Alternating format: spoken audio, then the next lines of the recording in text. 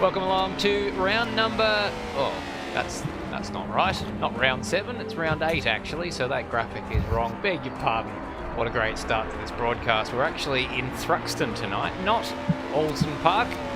My name's Stairs, and with that out of the way, I'm going to throw to the commentators, Mad Bird and Matt Dunlop. Thank you very much, Stairs, for that fantastic start to the stream.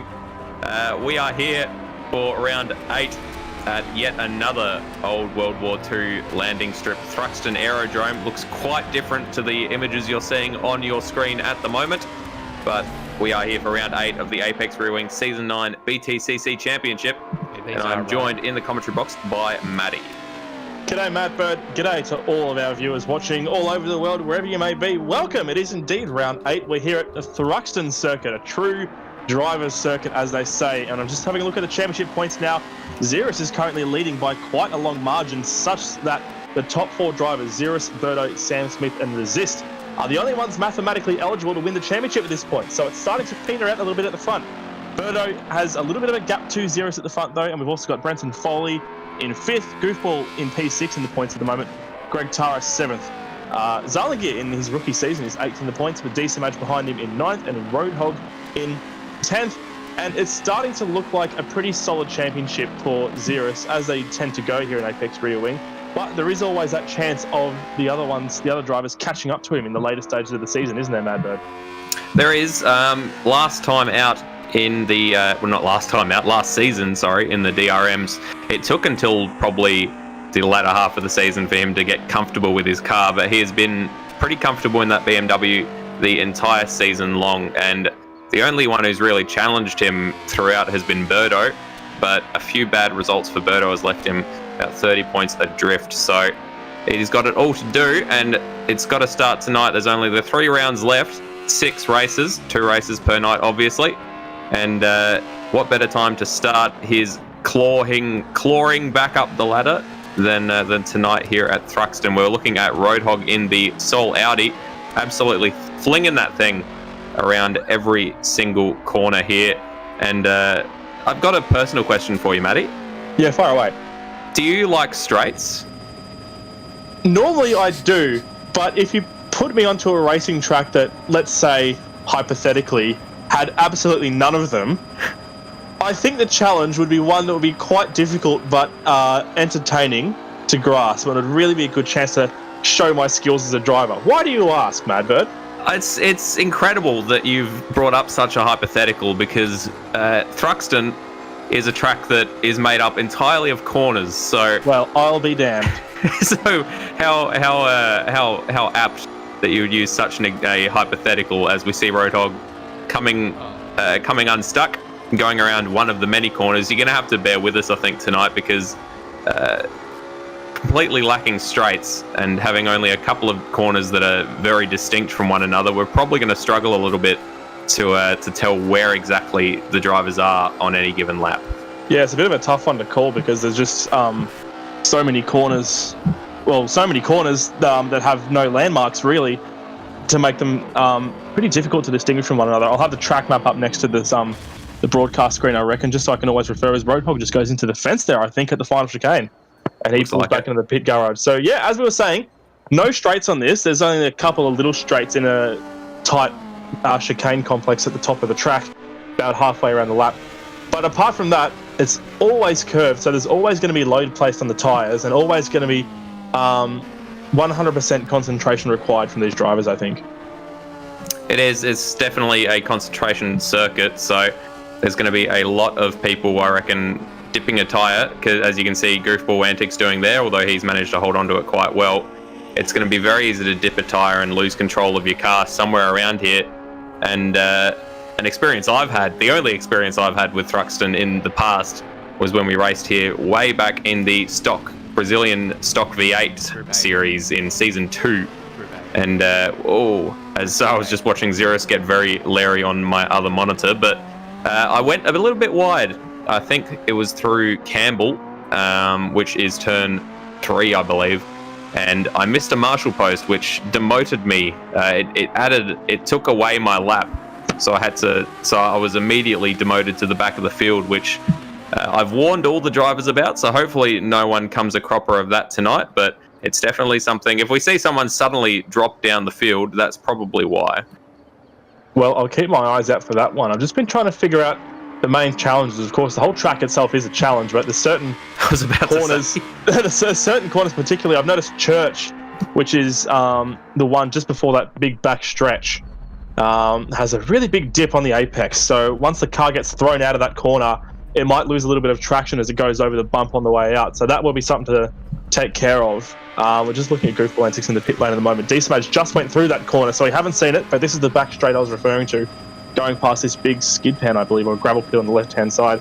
So I think that's one of the big ones at the moment. But apart from that, it's really just a circuit where you're going to have to manage your tyres, you're going to have to manage your concentration, your gaps to the cars in front of you and whatnot, and also positioning. The first lap might be a little bit leery, I think, just because it's that much harder to position yourself around other cars when you're going around a corner. Yeah, it is going to be tricky, and the track is very wide, but so much of it is marbles. The moment that you're not on the racing line, you're going to really struggle for grip, I reckon. So the first couple of laps in particular, as always, are going to be very interesting to watch. And just I'm now looking at a track map, and I'm noticing that apparently British corner namers, whatever their title would be, aren't particularly creative, because we've got a club here and we've got a Brooklands, both of which are also at Silverstone, and we've got a church, then obviously we've got Abbey at Silverstone, so that's close enough, and we've got Village, and we've got Goodwood, which I don't think there's a village, but I think there's another word for a group of people living in houses at Silverstone. I can't remember what it is exactly, but yeah, not compelling names, let's say. I recall there was a village at either Silverstone or one of the other tracks, actually. And yeah, those corner names definitely get repeated as D-Smudge shortcuts that club chicane at the end of the lap and removes Berto's bumper from his Renault. I'd be thanking him for that. A little bit less weight on the French machine. I wonder how much the draft plays into effect around this, because that's going to be one of the main passing forces, I reckon, around this track, because there's only two big braking zones, and that would be the club chicane and also the one that D-Smudge is shortcutting right now, which is the Campbell-Cobb-Seagrave complex. And there's a few relatively tight corners there. Or they're relatively tight. They're some of the tightest on the circuit.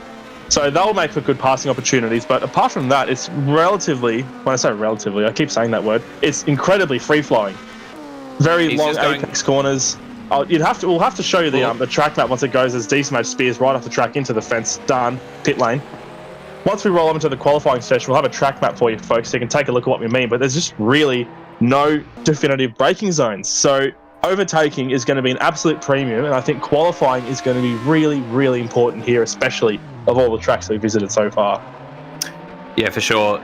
As you said, that it's a long curving straight, but I guess it's still technically a straight of Brooklands down into that club chicane. That's going to be the heaviest braking point on the track. It almost reminds me of the bus stop at Spa. It's that sort of. It doesn't look as tight as it is, and then you've got to quickly jink back to the left just as you've come to a stop, basically. So that's probably going to be the major braking point. The Campbell-Cobb-Seagrave complex is the other set of tight corners, but the rest of them all just very open, very flowy. It's going to be an interesting one to call. Ziras currently leads the timing sheets. Oh, Foley getting a bit sideways there. Still getting to grips with that BMW, unfortunately. It's not something he's really been comfortable with. We've normally seen Brenton Foley being able to pick up the pace and stick with it in the previous seasons of Apex Rear Wing. We're just seeing a replay now. But he's just loaded the car up. I think he got a couple of wheels on the inside of the dirt. Yeah, he did, and that just cut the grip out there. And he's rotated that car. So that's just a matter of just being careful of where you position your tyres in relation to the tarmac. But yeah. Oh, yeah, go ahead. No, please. I just realised I didn't have a point that was going to make that was relevant to the current conversation, so go on. I was going to say, it has taken him a while to get to grips with it. Last time out, round 7 at Alton Park Fosters, he did get a 4th place finish and a 2nd place finish. So finally some pretty decent results on the board for Brenton Foley. So he would probably be hoping to carry that form across into this one here at round 8, but he's currently sitting down in 6th place on the timing screens, about 0.8 of a second off of Ziras' pace, as we're looking at Ziras' brother Resist, who's currently 1.5 tenths behind him in 2nd place. So as we watch Resist, I'm going to start naming some corners that he's going through. That was just Goodwood, and this little kink here is the Village kink, just for reference, so you can sort of associate the corner names with the camera angles you'll be seeing. Jumping on the brakes, there's that big dip into Church I was talking about earlier, and see just how far it throws into the outside of the corner there. He's running down the Brooklyn straight now. You can see that runoff on the left-hand side there. That's that typical of that Brooklands. And there's really, really weird braking zone into Club. See, it's not straight. You can see there, you've really got to get your right braking marker there, and it suddenly tightens up, turns into a really tight chicane. That's the Club chicane, and that would be the end of the lap. Now he comes onto the main straight. And I think that is going to really complicate things, that really curved entrance into the Club chicane. You likened it to the bus stop at, is it the Spa bus stop you were thinking that you're... That is the one I was thinking of, but now that I've seen him go through it, I'm doubting my comparison somewhat. I think the corner that I was thinking of is the run up to Indianapolis at Le Mans. If you're familiar with that corner on the I do know what you mean. Yeah, so that's a really tricky one, and it's possible to line a pass up if you are able to carry pace around the outside. But to be able to do that, you have to be able to carry the draft all the way down the back straight, get past the car in front of you at just the right moment, and also be able to keep your car stable enough to get around the outside of them into Club and maintain that line as you go onto the left-hander. And it just sounds like a bit of a tall order, doesn't it, to phrase it like that? You've certainly got their work cut out for them.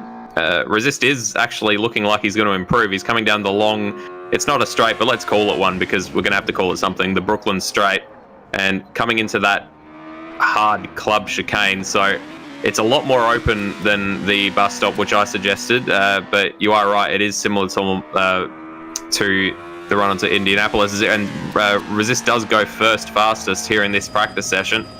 We've only got 2 minutes left in it, but he has usurped his brother at the top, and he would be, he's been showing some excellent pace this season, just hasn't managed to bring it home as yet. Yeah, he really has been. I've been watching him getting more and more comfortable with the Apex rear wing machines that we've been throwing at him. Especially in the caterhams, which is when I first started commentating. It was the first time I'd seen him go toe-to-toe with his brother. And we've sort of been hanging out for him to get up in the podium positions once again. And I think this BTCC season has been his best shot yet. He's had some really good results so far this season, and he's currently sitting 4th in the standings. We're just watching a replay of Brenton Foley going wide at Campbell, I think that was, and just shortcutting the chicane. So that's a tricky one. And that might be causing one of those issues that you said you were having last time you were here, Madbird. Yeah, I think that's exactly what happened on one of the early laps. I just shortcut the chicane, but I think I did it. I think I went quite far off, so I took a very wide shortcut around Cobb and into Seagrave and skipped a marshal post and lost a lap. So hopefully that doesn't happen to any of our runners. But if you are joining us tonight, welcome along. I hope you are looking forward to the racing as we certainly are. Make sure you're hopping in the chat and having a chat with us. We always like to have a good chin wag with anybody watching along at home. Got a minute left in this practice session, Matty. Noticing a lot of lockups. That might be a thing to watch out for in terms of tyre deg as the race goes on. I'm not sure what the actual degradation of the track surface is here. I know it's very high at Knock Hill, a little bit higher than the rest of the tracks normally are. So the drivers didn't seem to be complaining too much about it in the group chat earlier. So hopefully it's something they can all manage. Yeah, we hop up into the drivers chat before the commentary so we can get a little bit of an insight into what they're complaining about that particular week. I didn't hear anything specific mentioned over and over again this time around like we did at Knock Hill, where it was the prodigious curbs, but none of that tonight. I think it's just going to be a bit of everyone's sort of got their concentration hats on and just making sure that they're learning the track the best they can before it's go time. Just got a few seconds left in this practice session and then we'll be jumping over into qualifying. So it looks like as it stands with Resist and Ziras not near the finish line and Ziras now in the pit lane, Resist is going to finish that practice session on top, which I think is the first time he's done that so far this season. So that's a very good result, even though practice results don't count for a huge amount, of course. It's always a good indication of one lap speed. And I'd say as a result of that, Resist is going to do pretty well in qualifying. Yeah, it's he's certainly thrown down the gauntlet. You can't accuse him of sandbagging. He's got his pace right there on its sleeve. and hopefully he can bring that sort of action to qualifying. So we are hopping over into the qualifying session. Here is that track map as promised. It just sort of looks like a weird sort of baked bean that's been sort of squashed on, or has sort of exploded out of its casing on one side perhaps. It's a 10-minute qualifying session with no lap limit. There is a point for pole position, which currently I believe is tied between, no it isn't, Berto has got 4 poles compared to Ziras' 2, with Zarlingear the only one outside of those 2 to also score a pole position. And previous visit to this circuit was in Season 5 Group A, when we did the old 90s cars. And you'll have to ignore that little track graphic in the bottom right-hand corner, as I believe that is from Alton Park Fosters as well. So it's 3.79 kilometers, 11 turns, and pretty much counterclockwise, bar a couple of the corners. And that is the track that we're going to be racing tonight. It's a bit of a chicken nugget of a track layout, isn't it? That's a good way of putting it. I saw the shape and I just thought, 24 for $10. Chicken nugget, that's what it is. All the cars are starting to peel out onto the track now for qualifying. Pretty much everyone has emerged from their garages, and Resist, funnily enough, was the first car out on track, so he's trying to find that clean air, and he's got his brother Ziras right there in tow behind him. So let's see what they can do in the early stages of this session. We've got 10 minutes, unlimited laps, of course, as we were saying earlier, and fastest time goes. It does indeed. Fastest time goes to the top of the grid. Starts on pole position, so much vaunted, and also gives you that extra championship point. So very handy indeed. So Resist will be the one leading the charge on the first hot lap. Just showing Nether, who's had sort of mixed fortunes so far this season. He's been a quiet achiever at times, just plugging away and getting some decent finishes, but still just sort of struggling for pace a little bit in his I can never remember what car he's in. That is a Nissan Primera, and it's the same car as Tyrrell is in, but we call Tyrrell's a Datsun for some reason. Yeah, Nether's race results so far this season have been pretty inconsistent, it has to be said. Ranging from a best race result of 5th at race 1 last time out in Alton Park, all the way down to a DNF at Knock Hill and a couple of 11th and 12th place finishes out of the points. So he has really been struggling to get comfortable with this car. It's just something that he can get working at certain tracks, but not necessarily at all tracks. So this would be a good indication of what he can do here at Thruxton, with Thruxton, of course, being such a good driver's track because there's really no straight sections. So you've got to be able to get your handling sorted and your ability to control the car 100% nailed down for the entire lap. Yeah, it's going to be a focus track for sure, and seems to be doing all right so far. Waiting for him to cross one of the sector splits, although he is the first runner out on track, so not going to have anyone to really compare it to. He's looked clean so far. He's sort of using all the track that he can, and he's keeping it on the racing line, which is about all you can ask for him, I guess, as he's coming down this Brooklands straight, as we're calling it. Very curved straight, but nevertheless, and breaks into this hard braking zone at Club, and he's gotten it sideways. He's managed to hold onto it, but nope. That is his lap gone right at the very end, so that is a damn shame there for Resist. His brother Ziras, meanwhile, has continued on to record the first hot lap of the session, a 14.5, and Resist will be kicking himself in that Nissan Primera. You don't that Honda Accord, rather. You don't often see oversteer in these front-wheel drive cars, but it looks like he may just have the rear brake bias dialed up just a little bit too much, and really jumped on the anchors into that club chicane, and it's just thrown the balance of the car all over the place. He hasn't hit a wall, thankfully, because there's a pretty fair distance between the track surface and the walls via the runoff. So not a huge amount of danger of damaging your car and retiring from the race for that reason. So I think it'll be a relatively low attrition race, but that'll be something, of course, you'll have to be careful of, just getting the setup right so you can jump on the brakes for corners like that. I think it'd be more impressive if you managed to find a wall to hit around here, but it's Monaco, it ain't.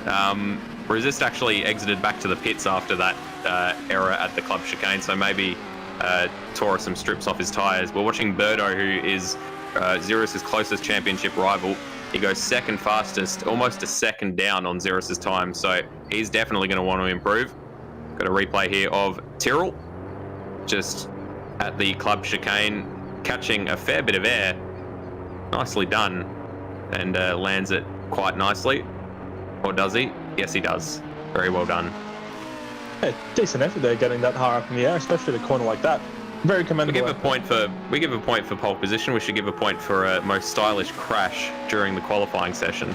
I think so too. But it definitely spiced things up a little bit, especially in the later stages when you realise you've still got all your panels on your car and you have to do something about it. Roadhog goes third fastest, but is immediately knocked down by Brenton Foley, who has set a time of 1 minute 15.8, so 1.3 seconds down on Ziras, who is continuing on out there with another hot lap. Goofball Antics also set a lap time, a 1:15.8 as well, so quite close to Brenton Foley, only 1/100th of a second down exactly, in fact, on Brenton Foley's time. So Goofball Antics looking like he's going to have maybe a decent tussle tonight. Sam Smith coming across the line with the 6th fastest time so far, a 16.9. I guess it goes without saying that being such a fast-flowing circuit, that having power going to the wheels is going to be an important factor in how well you do here. And those BMWs do have the most power out of almost all the cars here. So you'd think that would give them a natural advantage, but we're just seeing Resist rotating has done again. it again at the curb chicane. So he's trying to carry a bit too much speed in, I think. He probably did what I usually do, which is hit it absolutely bang on in practice at one stage, and he's just trying to replicate it and failing to do so. That's twice that he's thrown away his lap at the last chicane, and he's gone back to the pits to start anew once again. He's only got 4 minutes left to actually set a hot lap. He's still yet to put a time on the board. Yeah, we've got 13 runners at the moment, but only 9 of them have posted laps, and we're over halfway through this session. So a few guys such as Greg Tara, Tyrrell, Decimage, and Resist still haven't posted any times yet. And I was just alluding to earlier, you'd think that having high power would be an advantage here, but we're just seeing that that BMW has been a little bit twitchy at various tracks that we've gone to, and Thruxton is no different. And also Greg Tara, who's in the Volvo, which is the most powerful car on the grid at the moment, has issues with stability under brakes, and that is really something you can't afford to have at Thruxton when there's really no straight line braking zones. That's the word I was looking for. So you've really got to be on your toes as a driver to be able to bring that thing around. And I think Greg Tara is struggling because he hasn't posted a time. Decimage has, and he's put himself up to 7th as it stands so far on the leaderboard. Still waiting for Resist. Tyrrell, who's on a lap at the moment, and not Never. He's got a lap. He's down 10th Greg at the moment. Tara. So Resist has gone through the final chicane, and he's about to start his next flying lap. We're just watching Sam Smith running off. We're trying to find the nearest fence he can, but I think he just gave up. It was going to take too long, so he went back to the pits. Looking at Goofball now going through that final chicane, and just, this tyre smoke. So much locking up. I just don't know what state these tyres are going to be by the end of the races. Yeah, it's going to be a lot of load on the tyres. I hesitate to draw attention to him, but Resist has just begun his 3rd attempted hot lap. So we'll keep a watching brief on that without wanting to give him any variety of commentators. Moz himself and Resist are currently, himself and Greg Tara, are the only 2 not to set lap times thus far. And Resist is actually up going through the first sector, so it's going to be even more pressure for him. He gets right out on the marbles, but manages to hold on to it. Very well done, as he's coming on down through Village and into Church. And then very, very fast right-hander, but he's lost a lot of time through that second sector by the looks of it. 0.7 of a second, geez, when did that happen? As he comes down the Brooklyn Straight, coming towards the club chicane where he's lost it on his 2 previous occasions. Looks a lot more considered and careful this time around, and he's done it in decent style. Carried some decent pace through there as well. He's coming across the line. It's not going to be pole position. It's not going to be close. It's going to be 4th. So he's a second down on Ziras' pace and his own pace during practice session. But he does still have time to get around and do another lap or 2. As does Greg Tara, who's just crossed the line in 7th as well. So we've got all drivers with times in the leaderboard as it stands. Ziras leading the way by a whole 7.5 tenths over Berto at the moment. So the gaps between the drivers are really spreading out a lot more than they were in practice. So maybe Ziras had a couple of tricks up his sleeve. And we're just watching Brenton Foley, who's on a quick one as well. He's up on his personal best, but he's down on the time of Ziras. He's just posted the 2nd fastest lap, as a matter of fact. Didn't even pay attention to where he was on the track, and he's up in 2nd at the moment. So that's what I was talking about. That's what I was He is talking only- about BMW. He's only just off the pace of Ziras, and Zarlingier on your screens at the moment, he just knocked Resist down to 5th place as he took the 4th place. He's going through club now. He's managed to negotiate it quite well, and he was on a very brisk pace when we saw him cross the sector split earlier on, but he does not improve, so it looks like he lost a lot of time there in the last sector. Resist is just coming to finish his next hot lap, and he jumps up into 3rd place, just 4 tenths behind his brother Ziras. Does he have enough fuel to set another hot lap? We've got 30 seconds left in the session, so anyone who's out on the lap now, this will be their last chance. And we're just seeing goofball antics. I'm just having a look. He's going to the pit lane, so he won't be able to improve his time at all. Greg Tara is also in the garage, so he'll be not improving again this session. We're just watching Berto at the moment, who has normally been a legend in qualifying. He's got one of the best pole records so far. He's got the best pole record this season. In fact, 4 pole positions are the most of any driver. And he's up on the 1st place time, but he's down on his personal best. So I think he's pretty strong in the 1st sector, Berto. And this Renault Laguna has always been renowned by us for being so hooked up in the corners. And because this track is 100% corners, you'd think that theoretically, on paper, this car should be pretty good. It's just a matter of how well the driver can apply that ability to the track. And he's down in the 2nd sector. Ziras is up, however. He's looking to improve his advantage out at the top. He's 2 tenths up. His main rival, Brenton Foley, at the moment is in the garage, so he's not going to be improving. Resist has just come around the the club chicane, but he's abandoned that lap, so he's not going to improve. Can Ziras improve even further? Yes, he can, with a 14.1, 5 tenths of a second faster than Brenton Foley. Berto does not improve, so he's only good enough for 4th. Who else have we got out there? Sam Smith is still on a lap. He's not looking like he's setting the timing screens alight, as is Tyrrell. Sam Smith coming into the club chicane, lots and lots of smoke, and he goes very deep, so that lap is going to be nothing to write home about. Tyrrell, meanwhile, is still coming across, coming through the chicane as Sam ends his car's life, which honestly, who can blame him? Tyrrell crosses the line, improves by 2.5 tenths, but is not enough to catch up to Decimage in front in 10th place. And that is all she wrote for qualifying, Matty. That is all she wrote. Ziras and Brenton Foley, the 2 BMWs, will be leading the race from the 1st row of the grid with Ziras on pole position. Behind them, Resist, having practiced pretty well, was only able to manage 3rd in qualifying, and he'll be lining up next to Berto, who is our pole position king, in 4th. So that moves Ziras onto a tally of 3 poles so far this season. So his 1-lap pace is really starting to improve. And Yep. We're just about to move into a warm-up session now, so this will be a quick 10 minutes, which allows the drivers to just get comfortable with race starts, race crafts, and any other last-minute sort of funnies they want to get out of their system. Speaking of last-minute funnies, we are going to go for a quick break. Don't go anywhere. On the other side of this, we will be ready for the start of race 1 here at Thruxton.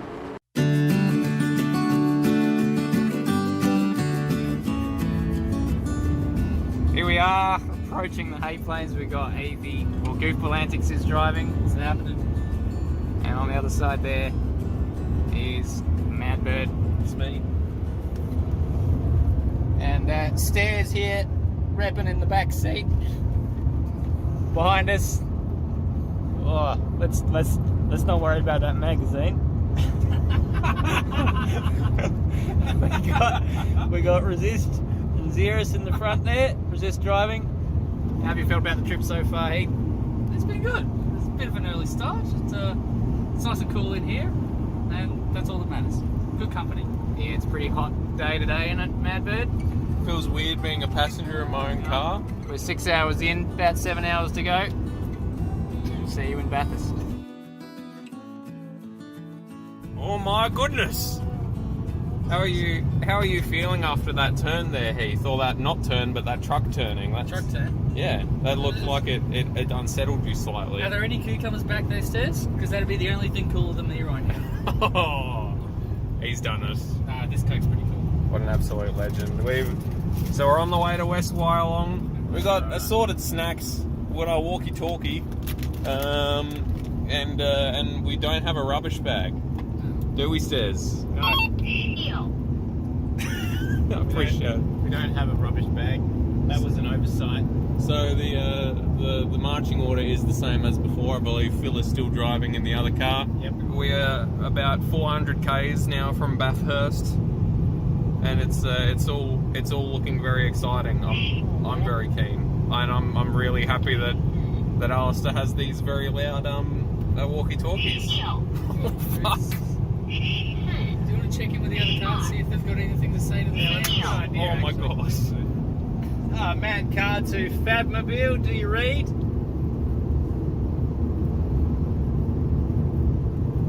What? Take that as a yes. Do you have a question for them? How's your drive going? Oh, how's the drive going? Everything going well on your part? Yep, it sure is the countryside. Yeah, you're not wrong there. You're not wrong there. Good talk. Good talk. Anyway, good talking to you.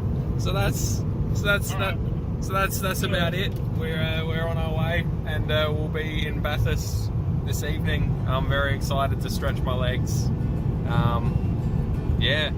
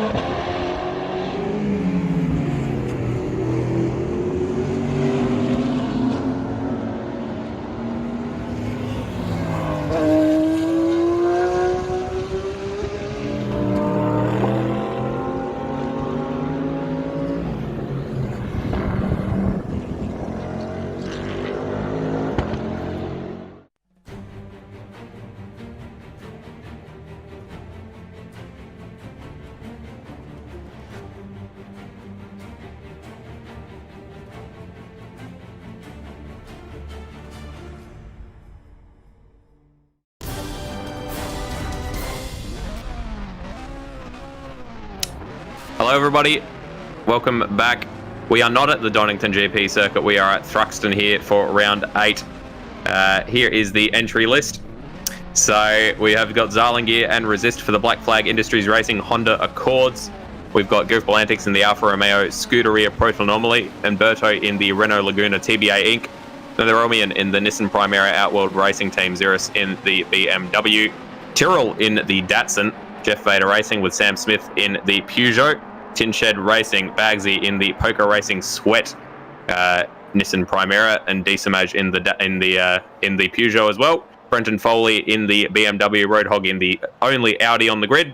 Greg Turra in the Ovlov Racing Volvo, and Rody rounds out our grid. Rody not here tonight, but we do have a full grid other than that, 13 cars. So we are just in the warm-up session now. We've got about 5 minutes left to run before we begin race 2. And all the drivers are just doing a practice start as we speak. So Resist looking to get some insight onto how he's going to try to overtake Brenton Foley and Ziras heading into turn 1, which is called Allard, I'm led to believe by this track map. I'm Madbird, and I am joined in the commentary box as we see Resist go very, very down the inside of Brooklands. That was a bold move, and Zarlingear losing several parts of his car as he careens off the road. I was about to say I am Madbird, and I am joined by Matty, who I believe is with me. I certainly am, and I'm just taking a look at what happened. That just happened all on its own, didn't it? He just didn't even hit a curb. He just sort of hit the tarmac, didn't he? Maybe it was through that was through the church corner, so I reckon he's hit that bump, and it's just unsettled the car, and because he's going through there completely sideways, he's just tipped the thing up. So, I think the advice for the drivers is try not to get spun through church. That's some decent advice.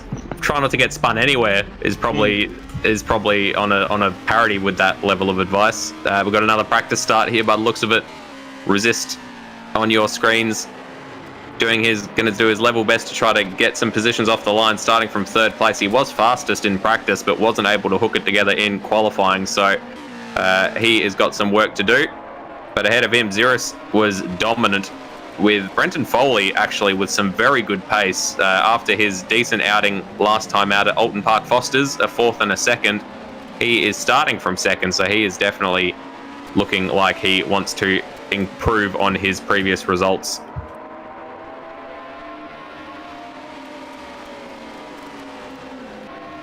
He certainly is, and I think the warm-up is a pretty good chance. I think it's the best chance the drivers have really had so far tonight in just practicing racecraft, as I was saying earlier, and just using it as a good opportunity to stick behind someone through the corners. You see Brenton Foley and Resist getting very aggressive with each other. Just Goofball, I think, or Decimage, one of those two is getting pretty sideways and they're spearing off the side of the track. Both those red cars are actually having a bit of Disney on Ice action at the back there. And yeah, there we go. One of them's taking out a sign as well. And I was going to say, it's a pretty good chance for the drivers to sit behind each other and just get a good grasp on lines and technique and just be able to follow what you're doing. I have no idea what happened to Goofball there, but I think Decimage just had some peer pressure and wanted to join in. It looks like. And they definitely don't like those huge signs hanging just off the side of the track because they've been aiming for them when they've been throwing themselves off. We said earlier that you have to drive quite a long way to find a fence, but they're doing their level best to find one. And Resist just watching the back of his brother's BMW as it slides around in front of him, maybe trying to look for any places where it's going to be particularly weak on the race start. So Goofball Antics just looked like he tank swapped himself, to be honest, and did quite well to hold a very long slide there.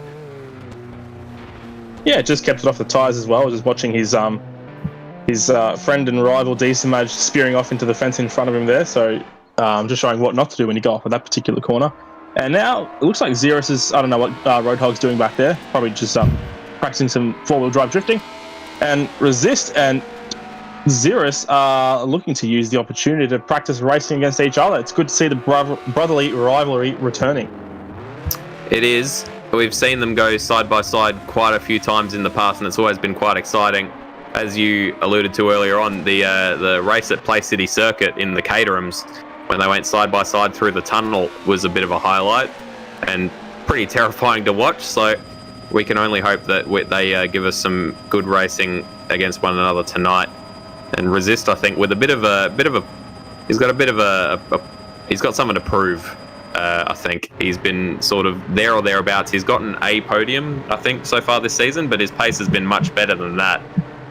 He's gotten actually 3 podiums. I'm giving him much less credit than he's worth, but a 2nd, a 3rd, and a 3rd, and he's a lot of 4th place finishes. 7 4th place finishes out of the 14 races we've had so far. That is a lot of being the bridesmaid, as I've said in the past. Very nice slow-mo shot we just saw there on the replay. Apex Rear Wing providing its textbook slow-mo bumper flying off shot. And Ziras did a really good job to save that one, didn't he? He did. I thought that was going to end in tears. Berto, he's probably thinking this is the best opportunity he's going to have to overtake these two tonight. He sized up the inside of Resist coming into the club chicane, and Ziras has gone very wide. Little bit of a kiss on the rear for Berto from Resist, and they're on their way. Got about 10 seconds left to run in this warm-up session, and then we'll be jumping over into the race. So let's make our predictions as we do every single week, Matty, even if they do usually end up being wrong. What are you... Oh, my goodness. As we're seeing some...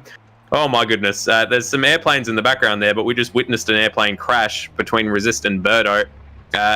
What are your predictions for the race tonight, Matty? All right, so those of you who've been watching the whole season know that we have been inflicting some horrifying commentators' curses on some of these drivers, especially with our predictions. And I think I'm going to take the opportunity to just completely subvert that, just to inflict reverse psychology on the whole concept of the commentator's curse. And I am going to select Resist for my race 1 winner prediction. He has been copying the commentator's curses, I think the hardest out of all the drivers. And I know he's faster on this track. He's qualified 3rd. He was fastest in practice. I reckon he's got the pace to do it. It's going to be hard to get past Ziras, of course, but you never know. So Resist is my prediction. Madved, what about you? Yeah, you never know if you never go, as I think that was Getaway once said. Here is the information for race 1. You can read it there on your screen. 16 laps, 60.6 kilometres. And the previous winner was Stairs, who was actually in the broadcast director's box tonight, providing these lovely graphics and these slow motion replays of bumpers flying off that you've been seeing so far. Prediction: I'm gonna say Brenton Foley for the win. I think he was only just off of Ziras's pace in qualifying, and I think he's got a bit of a bone to pick. He's taken a long time to get to grips with these cars, but now that he's there, I reckon he's on for a pretty good result. So they are just setting off on their formation lap now. Ziras, who's pretty handy around a pole, is starting from pole, followed by Brenton Foley in yet another BMW. Behind them is Resist, Ziras's brother, in the Honda Accord. He was fastest in practice, wasn't able to put it on pole for qualifying. However, with Berto behind, with probably one of his worst race starts so far this season, in 4th place. Behind them, Zarlingier, who just seems to be getting better and better.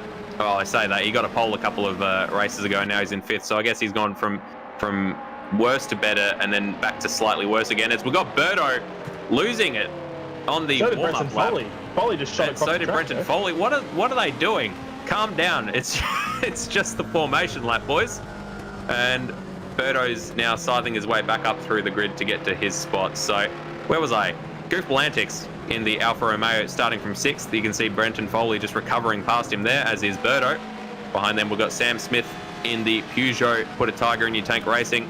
If the Sam clan are watching along, make sure you hop in and have a chat with us. We've got T-Bents 3000 in the chat saying hi there, guys. Hi there, T-Bents.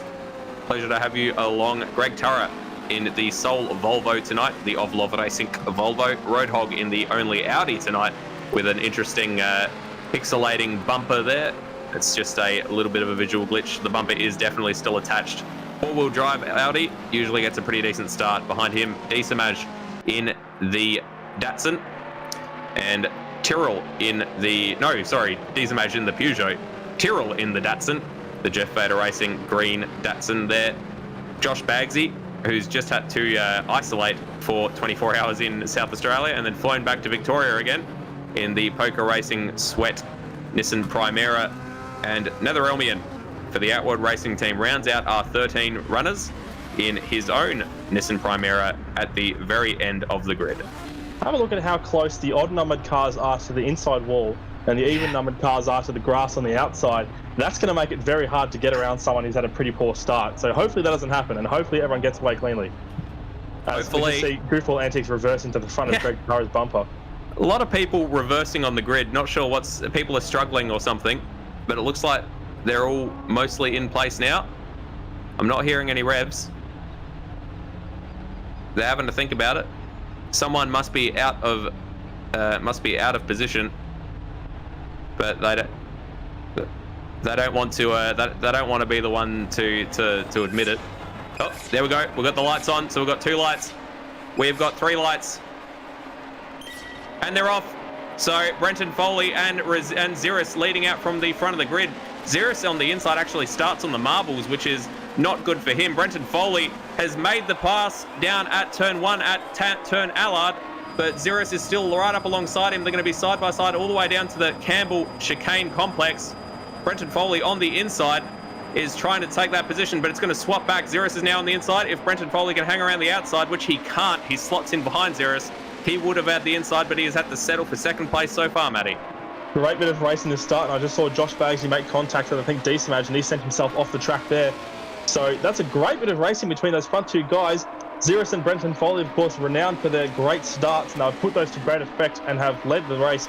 And we're side by side, as you saw, for those first few corners, which is great to watch. And it's good to see Ziras, Resist, I should say, is still in touch in 3rd, but he's got his teammate Zarlingier for Black Flag Industries Racing in those Honda Accords right behind. They're all heading through the church corner now, that big dip that throws them out to the outside of the curbs, and that's going to test their handling the first time they come around. So it's still Ziras leading the way, Brenton Foley 2nd, Resist 3rd.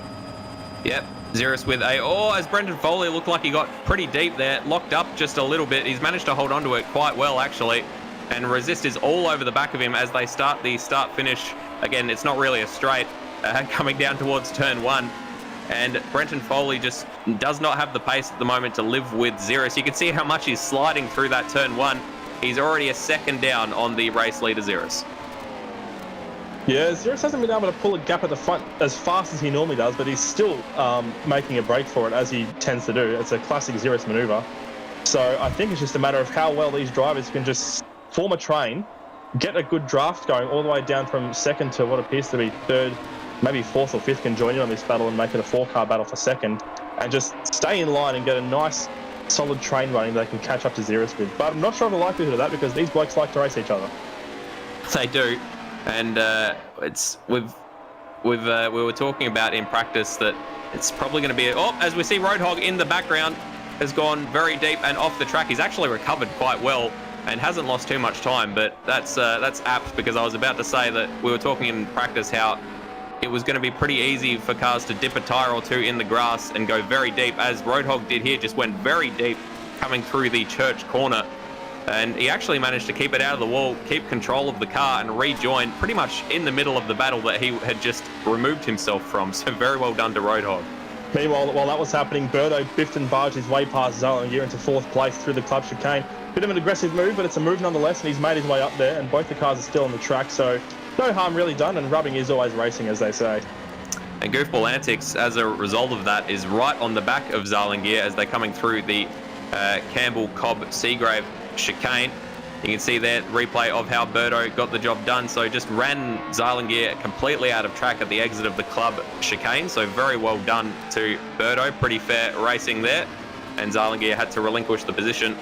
And Berto now setting off after one of those elusive podium places. But he's now 2.3 seconds behind Resist, who's sitting in 3rd. Losing out about 1.2 seconds. He is a bit behind Brenton Foley in 2nd now. But he is already a second up on Zallinger as Roadhog spins a bit further back in 8th position. Does very well not to get hit by anyone. I think he just kept his foot planted there and really pirouetted across the track. So he was very, very lucky not to get cleaned up there and not to cause too much damage. And he will rejoin the race in 13th and plumb last at the back there. I wonder what that would look like from Sam Smith's on board. We're just going to see what D-Smash is up to as well. He got the back end out. And maybe Roadhog was trying to avoid that. I'm not sure what happened, but we've just seen quite a few cars spinning out all over the place. I reckon that is it. I think Roadhog tried to go out and around D-Samaj, dipped a tyre in the grass, and it was then a lazy Susan, just pirouetting across the track. And unfortunately for him, has definitely not paid off. He's, as you said, 5 seconds behind Tyrrell in last place. Here is a replay. So sees D-Samaj ahead of him and just, has to try to take evasive action, gets on the steering wheel a little bit too hard, a little bit too quick. And around he went. Kristen W in the chat just saying, hey y'all, hey you, Kristen, welcome along. I hope you're enjoying the racing so far. We are on lap 4 of 16. Oh, we were just seeing a really good battle shaping up for 4th there with Goofball Antics hanging on the back. But he just spun out trying to get around Zallinger in 5th place, and he's just sent himself all the way across onto the... Where is he now? I think he's just going for a holiday. He's nearly clipped the marshal post there. He's rejoined the track in 9th, and that's a big loss of position. So let's see what happened. He was racing Zallinger pretty hard, and he just caught the exit curb on the run into Noble, I believe it was, and just completely unsettled the car and threw himself off sideways. So that's a shame for Goofball as well. It is. He's now in a battle with D-Samaj in the other bright red car as they come down Brooklands and into the club chicane. D-Samaj tries to go down the inside, but Goofball Antics just squeezes him. Very confident there, but D-Samaj straight into the back of Goofball at the exit of the club chicane, so very different speeds at different parts of the corner there. Goofball seems to have gotten away without too much damage, and D-Samaj has to stare at the rear of Goofball Antics and just think about what he's done. Speaking of staring at rears, I'm just watching Sam Smith staring at the rear of Zallinger at the moment because he's been able to pull a gap on that 5th place Honda. And he's in 6th, trying to get past, and he's really all over the back of him. I think Zallinger made a mistake of his own in that club chicane last time around, and Sam Smith has capitalised, and now he's trying to get his way up into some higher points positions himself. Yep, there is the shot from the onboard. Just a beautiful shot of the rear of Zallinger. Zallinger? Yeah. No. It almost rolls off the tongue. Almost. So close to rolling off the tongue. Chaos Theory in the chat saying FF. The Fs are back. Thank you very much for contributing there, Chaos Theory. We do appreciate the Fs. We always appreciate the Fs. We even got some at Automobilista Supercars Championship last night. Zarlingier well and truly under attack by Sam Smith, who is just glued to the back of his Honda Accord. And if the Sam clan are watching, you better be off your couch and screaming at the TV, because Sam Smith is looking like he is wanting to promote himself up into 5th place. Some very close battling here between the Peugeot and the Honda Accord. Just chumming on the brakes into the big chicane complex is what I'm going to call it for simplicity's sake. That works. Just about the only straight sections of track you will see around this Thruxton facility. And Zarlingier still holds the lead for now, so I think Sam Smith's just a little bit too far back. He's not willing to dart out and make any big moves on Zarlingier at this stage. It's still early stages in the race. We're only on lap 6 of 16 as it stands at the moment. So there's no use trying to throw the whole thing away for 5th place instead of 6th just yet. So I think Sam Smith's going to bide his time just for now. Yeah, some wise advice from Rob Smith, father of Sam, in the chat, just saying, reel them in, Sammy, let them implode ahead. So just hoping for the drivers ahead to have their own mistakes and promote Sam up into some higher finishes, which so far this season would seem like a pretty wise strategy, as we've got a decent battle going on here for 9th place between Josh Bagsy and Desamaj. So these are the last 2 points playing positions, and Desamaj right on the back of Bagsy as they come into the club chicane. Bagsy covers off the inside well and holds on to that position for now. It's interesting the lines those two are taking through that chicane. I was just seeing a replay of Sam Smith going through that very chicane and coming across the exit there. Not a super amount. I think he got up on 2 wheels just a little bit, and we're just seeing Desamaj all over the back of Josh Bagsy. But in that club chicane, there's a couple of different lines you can take. I think the fastest line you really can take is to go a really, really wide entry and try and make that chicane as straight as you possibly can and straight line the curves a little bit. But obviously you can't really do that if you're trying to defend or attack, because you really have to take that inside line, which compromises your run through the chicane and really slows you down through the main straight. So it's almost a battle. If you start it at the end of that back straight, it's going to keep going until turn 1 or maybe even turn 2 or 3. So it really is a testament to the flowing nature of this Thruxton circuit, which I keep alluding to. You keep alluding to it because it continues to be correct. It's a very... as Bagsy very, very wide going through. I reckon that was Church, because they're now on the Brooklands not straight. And he's lost that position to Desamaj in that particular corner complex as he went very deep. He's trying to go down the inside. That would be a dive and a half from that far back, but he has to settle for 10th place at the moment. Still a points paying position, only a single point, but still better than nothing, which is what Netherelmian, Roadhog and Tyrrell behind are currently getting. At the front though, Ziras still leads this race by 2.7 seconds. Another battle between 2 red cars over the 7th place. Currently held by the Ovlov Racing Volvo, with the goofball antics in the Scuderia Pro Anomaly Alpha right behind. Yeah, so that Volvo has a little bit more power down the straights, but it's a little bit less predictable in the corners, especially those heavy braking zones. So you're going to see the gap between these 2 cars fluctuating quite a bit as they go around this Thruxton circuit. And as long as Goofball can keep his composure as he shoots wide there, actually. So he's just done the exact opposite of what I've told him to do. Good on you, mate. And he's going through the dirt there. He's going to need to take it through the car wash on the way home after that one. And that's reduced the gap down to 2.3 seconds between himself and Greg Tara. And that's put him in the clutches of Desamaj and the battle behind him. Yeah, so we could very well have, or we're about to have, 3 red cars fighting over the same piece of tarmac. Here's just a replay of Goofball antics going wide. So, and here are 2 of the red cars. It is, we've got Desamaj right on the back of the Alfa Romeo. Last time this happened through the club chicane, Desamaj gave Goofball antics one hell of a slap on the rear. He didn't manage to do that on this particular occasion, but he's right on the back of Goofball antics in that Alpha as they shoot on down towards turn 2, and then the big chicane complex, as Matty has named it. There's a break in this racing. I want to get our producer Stairs to have a look at the replays. They get very, very close there. I just saw Netherelmian spin off the track at the club chicane, and as he was waiting for a chance to rejoin, I think he was waiting for Tyrrell to get past him in the green Datsun, but Tyrrell ended up doing the exact same thing as Nether and just spinning off next to him. So that was a nice little bit of synchronization there. And we're just seeing Nether making his way back through. So here's the replay of Nether in that final clutch chicane. Just got his entry all crossed up, spun out on the track, let Roadhog pass there, and had to park it up. And he couldn't jump back on the track right away because he saw Tyrrell coming. So he just waited for him, and there he is. It was a little bit of going deep in sympathy from Tyrrell. That's always nice to see our drivers support one another, and even in the runoff at the club chicane at Thruxton. What am I talking about? Ziras currently in the lead of this race, still, as you can see in the top left corner there, by 5.5 seconds. That's exploded over Brenton Foley, who is, dare I say it, doing very well in second place. And Bagsy, as you can see there on your screens, is off on the grass.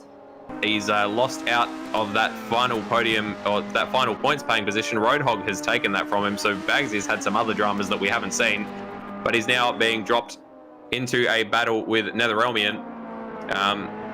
Although Nether actually went off as well. I missed that. I was wondering why Nether was so far behind Josh Bagsy on the live screen. But it looks like they have both recovered the track now, and Tyrrell behind them is just sort of looking and thinking, if these two take each other out, I might well be able to find my way up into 11th place. Yeah, I think they both just tried a line through that church corner that you really can't do, and that line being any line that isn't just a direct straight through the apex, because there's really no other way you can get through that corner quickly without spearing off the side. We're just seeing a very close battle here between 5th and 6th, Sam Smith and Zarlingear. So Sam Smith's gotten past, and this battle's still raging on pretty well. And we're getting pretty close to 3/4 distance, so it's well over half distance. They're side by side down the main straight. Zarlingear was almost passed around the outside by Sam Smith, who obviously got a much better run out of the club chicane. But Zarlingear is going to lead for now, and Sam Smith is just going to keep practicing. I think going to keep rehearsing some moves that might come in handy towards the end of the race. That's not what he had in mind. That was up on two wheels, and that slowed him down dramatically. He's now just over a second behind Zarlingear, so that battle has paused for the time being. That's a bugger. Yeah, I was going to say, Zarlingear, to be battling that effectively with Sam Smith and taking the position back down the start-finish straight. I know he's a rookie, and I understand that he's done a bit of sim racing. He's not completely new to it, but he's out exceeding expectations, let's say, this in his debut Apex Real Wing season. It looks like Sam Smith got wide on the grass a little bit, had to slow down perhaps a bit, which was the reason that Zarlingear was able to get back through on him. And then we saw what happened down at the club chicane. Sam Smith made the position, but then Zarlingear was able to cut up the inside at the exit. Fastest lap of the race goes to Ziras, who's leading the charge by 7.5 seconds. Surprising absolutely no one at the head of the field there. And that's a huge gap that he's pulled, and we're just getting pretty close to the end of lap 12. And yeah, we really can't say enough about how dominating Ziras is. I always try not to predict Ziras for the race win, because, well, for starters, the last time I did, he crashed out on the first lap. But also, he seems to not need really much help getting over the line in first. But, geez, you can see just how dominating he is from this performance alone. He's been a stalwart of the Apex Rear Wing fraternity for quite some time, and he's been quick in pretty much everything we throw him in, on every track that we throw him on. And this is no different. It is really good to see Brenton Foley up in second. I think as it stands, that's going to be his best finish so far, unless I'm mistaken. He got a second last round, but that was in the reverse grid, so this would be his best result in a race one of an evening. And yeah, he's looking pretty comfortable there. He looks. I get the feeling that he's not driving that thing as fast as he possibly could. He's just keeping it out of reach of resist in third place, and just keeping a consistent, tidy racing line. Too many times he's had either a computer error or a little lapse in judgment that has cost him a decent finish. So I reckon he's just doing his level best to keep it cool, calm, and collected. We've got another red car battle kicking off for 7th place at the moment. D-Smudge leading Goofball Antics is scrambling all over the back of them, and Greg Turra in another red car who's looming in the background there, trying to take advantage and make his way up a couple of spots as well.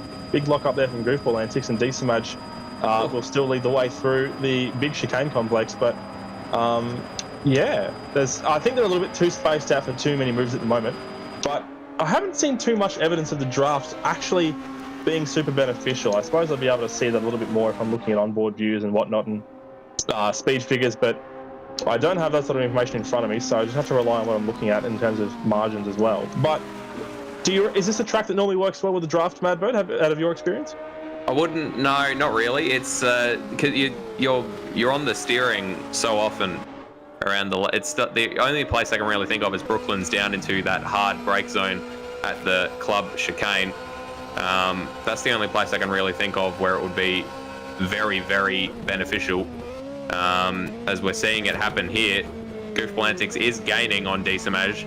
I think Decimage may be a little bit not as good on the brakes as the Alpha as well, but able to accelerate in that Peugeot coming out of the chicane a lot better than the Alpha. So I think the only places where the tow's really going to be any good is down Brooklands and between turns 1 and the big chicane complex. As you're seeing here, he's caught up quite a bit down that long curving straight. But again, you're immediately into a sequence of corners afterwards. So if you don't get the job done on the straight itself, it's very difficult to hang with them. Yeah, we're just seeing Sam Smith in an effort to try and catch up to the back of Zarlingier has fallen off the track once again. And he's now got a gap of 3 seconds to that 5th place car in front of him. So I'd say that battle is pretty much done and dusted for this race. And Zarlingier, as it stands, is looking pretty comfortable in 5th. We're just seeing a replay now. Yeah, so just wide coming down the village. I guess it's technically a corner. It's a very, very wide radius corner. Just went a little bit deep, lost quite a bit of time. So Zarlingier is disappearing off into the distance, as is Sam's ability to take that 5th place, unless Zarlingier has some sort of mistake. But not looking like it at the moment. He's driving a decent race, is the Black Flag Industries Honda Accord. He certainly is. We're just seeing another replay now of Goofball Antics trying to get a leg up on... Oh, that was pretty hairy, wasn't it? Just kept it in line down the Brooklyn straight there. I think I just heard a car hitting the fence. Oh, we've had a big crash at the back of the field here. Josh Bagsy, Tyrrell and Netherelmian have had a big coming together. Yeah, they're all off the track or stationary. Nether's trying to recover. He's missing his front bumper, so we're going to have to see we're going to try to see what happened here. So Tyrrell was okay. Oh, there it is. So clipped Bagsy on the way through. Who was that clipped Bagsy? It looked like Nether who clipped him, actually. We'll just rewind a little bit further and see what happened. Oh. So he went off the track all on his own through Church. So no, that wasn't Church. That was Goodwood, I think it was. So that was a bit further up in the lap. And just drifted very, very wide, struggled to get it back on and clipped the fence, which has really stuffed him. And he's been nicked by Nether for good measure, and that sent Nether off in a spin. And I think Tyrrell just went off in sympathy, perhaps. Yeah. But yeah, that was a violent accident. We're seeing an onboard from Nether. Oh, just nothing he could do, and span him out. That is that's an F in the chat if I ever saw one. And you can see from the cockpit perspective, he barely had an opportunity to dodge, did Tyrrell, but he did quite well. But he was carrying so much speed straight off the track and into the wall, not too heavily. So he might be okay. Tyrrell's still rolling around, but Josh Bagsy's engine is on fire. Nether's in the pits repairing damage on the last lap. And speaking of the last lap, Ziras, our race leader, is coming around the final corner now. And he's going to pass Josh Bagsy's flaming car, and he will cross the line to take victory in race 1. So a fantastic result there from Ziras. And Brenton Foley will follow around as it stands at the moment. He just exits the club chicane. He will finish on the podium in 2nd, but he's got Resist very close behind him, and it will be Resist just behind by 3, almost 4/10 of a second. It's a very close finish between the two podium fillers there. Well done from them. Berto will cross the line in 4th, and Zarlingier will be 5th as he crosses the line, Mad Bird. That snuck up on us, didn't it?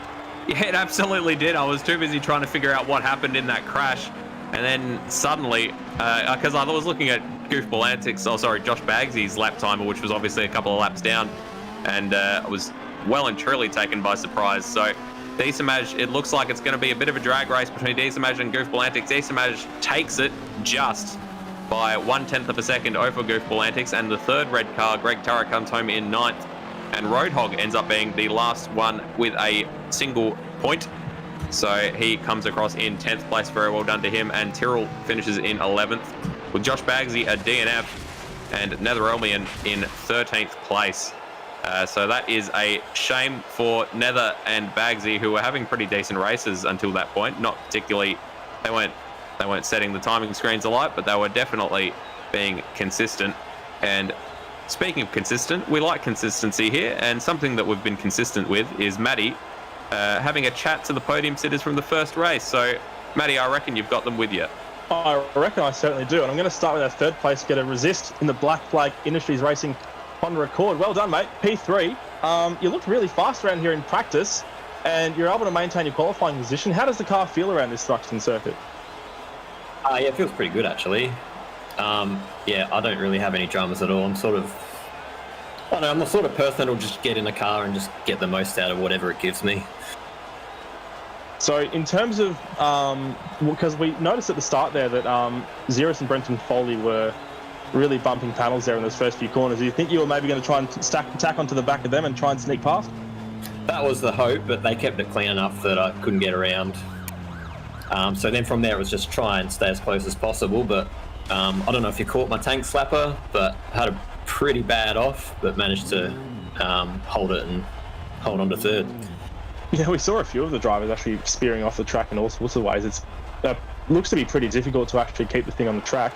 And we do have the reverse grid race coming up, so you'll be starting from 11th position on the grid. It looks like it'll be pretty easy to start through the field because the track is so wide here. Is my assumption correct, would you say, or is there a bit more to it from the driver's eye?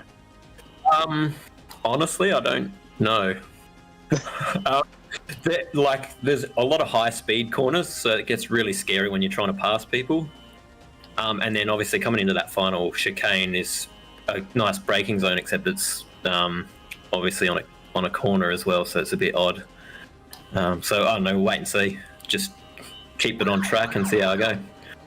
Congratulations once again to you, mate. Third place finish. We now move on to Brenton Foley, who's back on the podium in P2.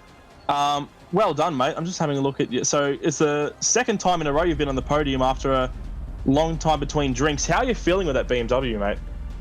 To be honest, a bit lucky to be on the podium because this is definitely not a track that I have any confidence at and not kind of my style of track. But made a few drastic changes in the car compared to any other round right before qualifying, and it seemed to pay off a little bit. But yeah, looking forward to the reverse grid. What sort of changes are we talking, if it's not too much of a secret to delve into? Oh, there's only 2 BMWs on the grid and the other one's faster than me, so I don't think there's too much I can give away. I've been a bit hesitant to change the bars a little bit because it's kind of kept it settled, but I set it up more for a kind of a long flowy track, and then I actually lowered the front end a little bit, which actually helped quite a lot in the slower corners.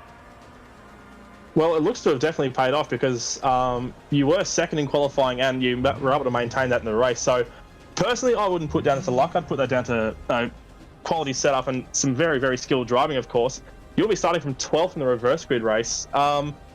We know you can start pretty well. We saw you started quite well and you were battling Ziras, I should say, for those first few corners. Do you reckon you'll be able to maintain that sort of quality of racing and be able to side through the field? I hope so. Similar to what Resist said, I'm a bit unsure of how it's going to go. As you've seen from previous seasons, my style of driving, this car is on the absolute limit when I'm taking up the whole track already. So I honestly don't know how I'm going to go when I'm around other cars and I can't take the lines that I plan on. So I'm kind of banking on getting a really good start and then kind of hoping I just stay on the track and a few others might fall off it. Well, hopefully you can keep the nose clean and get the car back up in the pointy end, mate. You've finished second in race 1. Congratulations to you once again. And Ziras, our race winner, you've extended your lead in the championship standings and in dominating fashion once again. There really is no stopping you, is there, Ziras? It seems like there's nobody else able to quite challenge me, which I'm sort of disappointed about. I want to race other people and win on equal footing, I think. But yeah, it was a good race otherwise. Start like on the inside of the track, because that was something we were remarking about, how the inside line starts on the marbles. Was that a little bit detrimental? Was it not too much of an issue? I think that start was down to me that time. I took it a bit easier, I guess, because I was on the marbles. so I didn't get off the clutch soon enough, and Foley got a really good start as well. You'll be starting next to him on the you'll be starting very close to him on the back of the grid. You'll be 13th and plumb last for the reverse grid once again. I think the main thing to be worried about is just sort of keeping the car on the track and watching out for people in front of you spinning out. You may have seen a couple of the guys doing that as you were cutting through the lap traffic. You're always pretty good at sort of siding through the lap traffic into the reverse grid race. Do you reckon it'll be any different here at Thruxton, or is there a bit of an extra challenge at this track? It's quite a lot wider, and I know I can carry a lot more speed through the last chicane and onto the back straight. So I guess those will be the key areas to really push at people. Well, after that result, you're leading the championship by 41 points with 5 races to go in the season, and you're in a pretty good spot. Congratulations on the race win once again, Ziras, and thank you very much to all our podium sitters. Madbird, what a great race that was. Yeah, cracker. Fantastic battling up and down the field. A little bit of drama right at the end with Bagsy and Nether coming to dramatic blows. We are ready. We have got the grid ready for race number 2 because it is the results of the first race, but reversed. So we will be back in just a couple of moments. We're going to have a short break, and we'll be back with race number 2 right after that.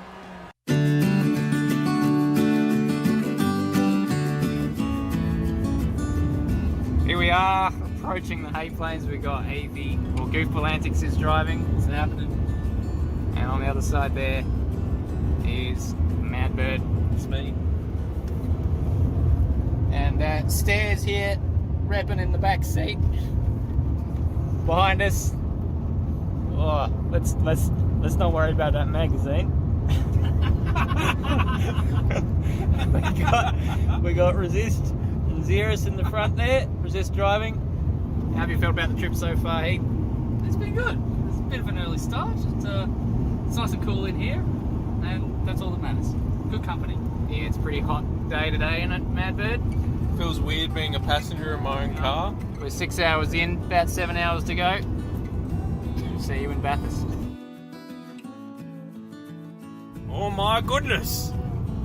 How are you feeling after that turn there, Heath? Or that not turn, but that truck turning? Truck turn? Yeah, that looked like it unsettled you slightly. Are there any cucumbers back those stairs? Because that'd be the only thing cooler than me right now. Oh, he's done it. This coke's pretty cool. What an absolute legend. So we're on the way to West Wyalong. We've got assorted snacks with our walkie-talkie, and we don't have a rubbish bag. Do we, Stairs? No. I appreciate it. We don't have a rubbish bag. That was an oversight.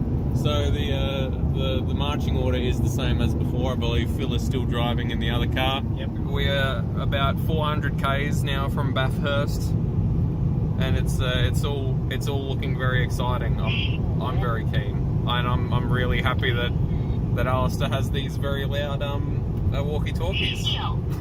Fuck. Do you want to check in with the other cars, see if they've got anything to say to the other? Oh my gosh. Mad car to Fabmobile, do you read?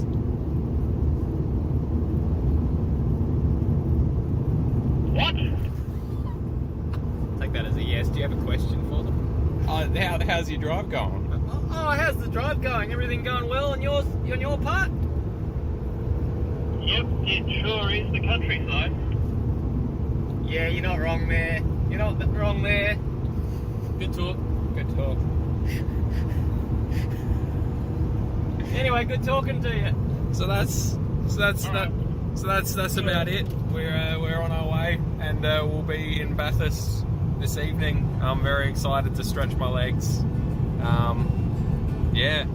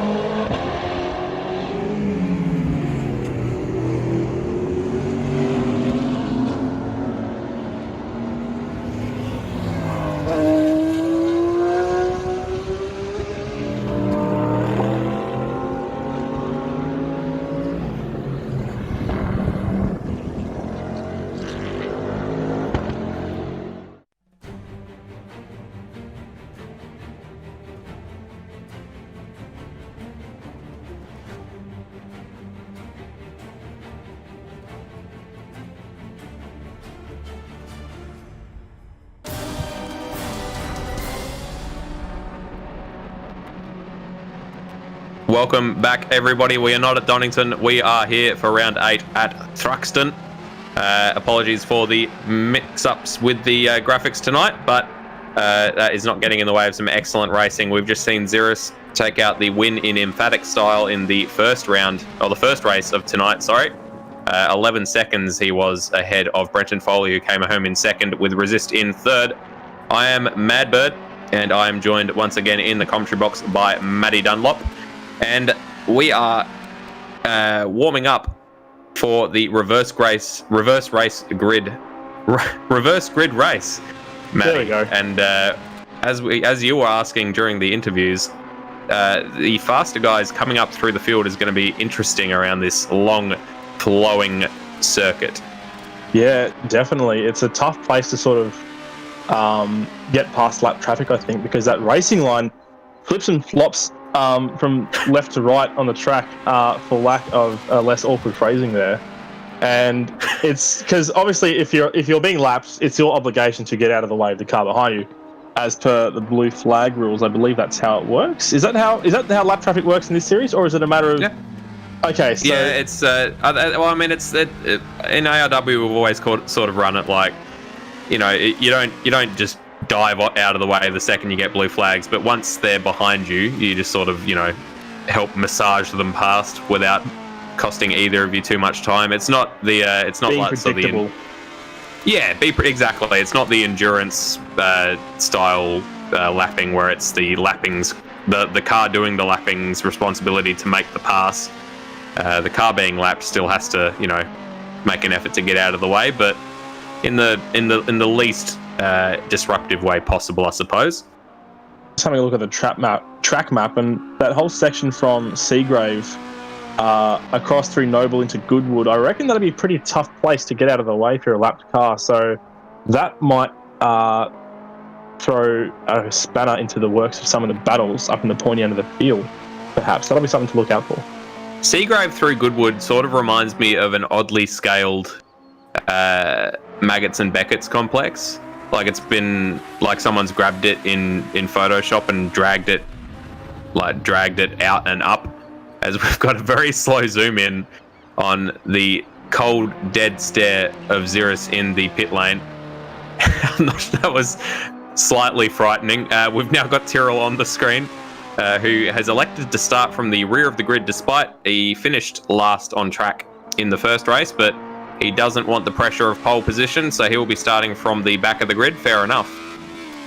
Yeah, it's a pretty tough thing to manage. It's been interesting seeing how some of these pole position starters in the second race have been handling it.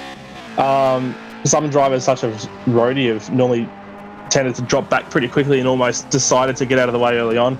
We've seen, as Zalangier launches his car off the side of the track there at Campbell, we've seen drivers like Tyrrell who have elected to start from the back of the grid for the sake of getting out of the way early. But other drivers like Bagsy, I think it was last time out, he was on pole position for the second race, or near enough to the front, and he actually put up a pretty good fight early on, didn't he? Yeah, he was sort of still up amongst the podium sitters for a couple of laps, I reckon, having a good scrap until it came unstuck at one stage. Speaking of coming unstuck, we've got Zalangier going a little bit wide, coming through the village corner, I think that was. And then, whoa, that's a good camera shot. Hope we get that on the first lap of the race as he comes onto the Brooklyn straight. So, yeah, Bagsy, he's a bit of a defensive specialist, and he's always been good at keeping other cars behind him, and almost frustratingly so for some of our other long-time drivers. But he is very good at parking that car exactly where it needs to be to stop anyone getting past. Yeah, he always has an uncanny ability to form a truly train, if you will, where he just parks his car and just defends for his life and has about 4 or 5 guys behind him just trying to get past. That'll be a little bit tougher here at Thruxton, because although it is pretty curvy and all over the place, it's a very wide piece of tarmac, so there's plenty of real estate for you to get around someone in front of you. And it's not just me. It is a very, very wide track, isn't it? It's almost like it's the runway itself has been liquefied and then like draped in weird circles and curves around the landscape. Jeez, imagine trying to land a plane here and seeing that none of the runway is straight and just thinking, are you serious? Oh, Christ. And yet another World War II airfield is Thruxton. Was opened in 1942 by the RAF, Wikipedia tells me, and still in use today as a private airfield. So that's why you can occasionally see some planes off to the right-hand side there of Sam Smith while we're on board with him. There are a few planes on the infield, as there are 2 landing strips there, but obviously the only pieces of tarmac that we care about are the random curvy bits around the outside of those landing strips. There is a plane, in case you didn't know what one looked like. Yep. It's beautiful, and Sam Smith crawling around the track. So at some of these tracks, some of these corners, I should say, you'll see a little bit of concrete on the inside, which is the remnants of the old runways. And these little bits of concrete that we're seeing, where are we now? We're going through Noble as we're looking at Sam Smith very slowly. As he comes up on Goodwood, you might see a little patch of concrete on the inside, and that is the remnant of the original runway. And there it is, right there. So that's where the runway used to go, and just a little bit further up that runway is where it currently continues. So in case you find that interesting, there you go, you're welcome. But there is a shot of that piece of runway. There it is, and that is a very glamorous shot, isn't it? I think it's just how Automobilista... He's happy to those corner markers. You look at them when a car goes past, those things are massive. You're like, they're bigger than the cars themselves. You don't realise how big road signs are when you drive past them, right? Until you get out and you're walking home from the pub, going to Macca's on a night, and you just think, holy crap, stop signs are huge. And I think it's the same sort of case for those corner markers, isn't it? It is. I reckon it is. They look like they're actually bigger than the cars themselves. I think you might be right. And you can see there's some cars for scale. They are taller than that Honda Accord and that Renault Laguna, and in fact taller than that Volvo as well. Nissan takes one of them out perfectly on cue. Decides he does not like the look of that 50 board at all, and takes it out. It looked like he was having a bit of a scrap with Zarlingear. Oh, talking about hitting a braking marker. Let's have a look here. I think Zarlingear just got underneath his rear quarter and just shoved him, knocked his bumper straight off, and that 50 board is already running away scared, as we can see there on the camera. As a matter of fact, I think it's just panicking and twirling on the spot, getting ready for the impact that it's about to receive now, and there it goes. Beautiful, beautiful cinematography that we're seeing there. Yep. Didn't know what to do, did that 50 board, so it just sort of did that thing where it sees someone coming and it steps one way and then and then steps the other, and then it got hit at very high pace by a vehicle, and it's probably regretting not just jumping out of the way. Now, T-Bance in the chat just saying, I'm still here, guys. So are we. Glad to have you with us, T-Bance. Hope you're looking forward to the second race. How can I be a driver? He says, we're not actually recruiting at the moment, but absolutely keep an eye on our Facebook page, and if we do look at adding anybody else to our ranks, we will be announcing it on there. So we've got 1 minute left to go, Matty. Since we've been so successful at it in the past, as we've got some more beautiful shots of planes, what are your predictions for race numero dos? Numero dos. I am going to go for the race win with Ziras, I think. Half because he's probably going to win, and the other half because I want to see how badly he can stuff this up with the commentator's curse afflicted. Yeah, you know what? Let's double down. I'm calling Ziras for the win as well. Oh, this is dangerous. So either we're going to be correct, or he's going to not win, and we'll have somebody else on the top step of the podium. Either way, we win, really. So let's. It's good for the broadcast. Exactly, it's very good for the broadcast, and Ziras is just there, sitting in the pits, just plotting, thinking, wondering what is to come. Did he even head out on the track in that practice session? There is a porta potty. What was that? Sorry. I don't think he even headed out on the track in that practice session. I don't remember seeing him. Only 8 drivers have posted time, so I reckon he's not the only one. Yes, indeed. We've just ticked over to 0 minutes and 0 seconds as we get a bit of a jerky camera angle of some very blurry mountains and yet another gorgeous shot of a porta potty. Say what you like about Thruxton. They are not needing for amenities. Any corner you happen to crash on, you will find a place you will find a bog to shit in. Anyway, No expenses spared for the corner workers here at Thruxton. We give them the most luxurious place to drop the kids off, and it's really a good way to just say thank you to all the volunteers that help us out here at the Thruxton circuit. We've got a race on our hands, bloody hell. Once these drivers start forming up in the grid, it will be my sworn duty to read you out the positions for this reverse grid race, race number 2 here at Thruxton. it will be. Before that, though, we've got a lovely shot of a sign that says Car Lube, although we have just panned across from that to the man that is on pole position, Matty, and I reckon that they are just about ready to set off on their formation lap, so I will leave it to you to take us on through. Just waiting for goofball antics. There he is. He's our last car to appear on the circuit, and these drivers will be getting underway for their formation lap very, very soon indeed, once they're all in position, and we are underway for the formation lap. So don't get too excited, folks. We're not racing just yet, but here is the grid as it stands for the reverse grid race here at Thruxton. Josh Bagsy is starting on pole position, and he'll be defending as if his life depends on it, I reckon, at the start of that race. Netherelmian, having suffered that unfortunate crash at the end of race 1, will be starting from second place right next to him on the front row. Roadhog in third position at Audi is probably going to be the whole shot winner, I think, into the first corner because of the all-wheel drive that Audi has behind it. Whether he can hold on to that position very long, though, is another question indeed. Behind him is Greg Turra, who I think will be one of the drivers who can take the most advantage of this reverse grid race. Being one of the quicker guys out there, let's see what he can do from fourth position on the grid. Behind him, we've got this gaggle of red, goofball antics being in the middle there in the Scuderia Proto Anomaly Alfa Romeo, with Decimage out of sequence at the moment ahead of him, but he will be starting behind him in P6 in the Peugeot. Speaking of Peugeots, we've got another one of those starting from 7th. It is Sam Smith. Sam's clan, if you're in the chat, say g'day, show your support, get rowdy for Sam Smith because he's starting from 7th and he's going to be looking to get a fast start as well.